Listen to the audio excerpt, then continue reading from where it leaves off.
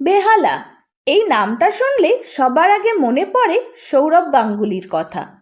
এখন আমাদের প্রশ্ন হলো, এই বেহালা নামের উৎপত্তি কোথা থেকে? চলুন সেই সম্বন্ধে কিছু তথ্য জেনে নেওয়া যাক।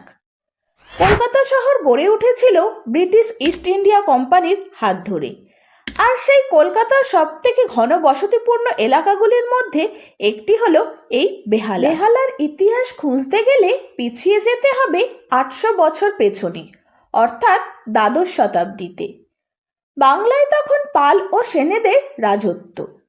এই সময় থেকেই বাংলায় প্রচলিত ছিল বেহুলা লক্ষিন্দরের গল্প। তখনকার দিনে নদীর গতিপথ ছিল অনেকটাই ভিন্ন। এখন যেটা হুগলি নদী, তা ছিল আগে খুব সংকীর্ণ। বরং আদি গঙ্গাই তখন গঙ্গার মূল ধারা ছিল। মানুষ তখন গঙ্গা বলতে হুগলি নদীকে নয়, আদি গঙ্গাকেই বুঝত। মনসামঙ্গল অনুযায়ী সাপের কামড়ে লক্ষিন্দরের মৃত্যু হলে তার মৃতদেহ নিয়ে বেহুলা এক ভেলায় চড়ে গাঙ্গুর নদীতে ভেসে সমুদ্রের দিকে যাত্রা করেন। লোকমুখে শোনা যায়, বেহুলার সেই ভেলা আদিগঙ্গা দিয়ে যাওয়ার সময় সুন্দরবনের এক ঘাটে থেমেছিল। পরে সেখানকার নাম হয়ে যায় বেহুলার ঘাট। এই বেহুলার ঘাট নামটি পরবর্তীকালে লোকের মুখে মুখে গোটা অঞ্চলের নাম হয়ে যায় বেহালা।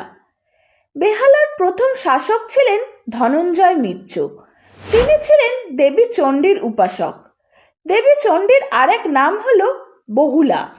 অনেকে মনে করেন এই বহুলা থেকেই বেহালা নামটা এসেছে। আবার অনেকে বলেন তখন অনেকগুলো ছোট ছোট গ্রাম ছিল এখানে, আর সেই গ্রামের নামগুলোর শেষে বেহালা শব্দটি ব্যবহৃত হতো।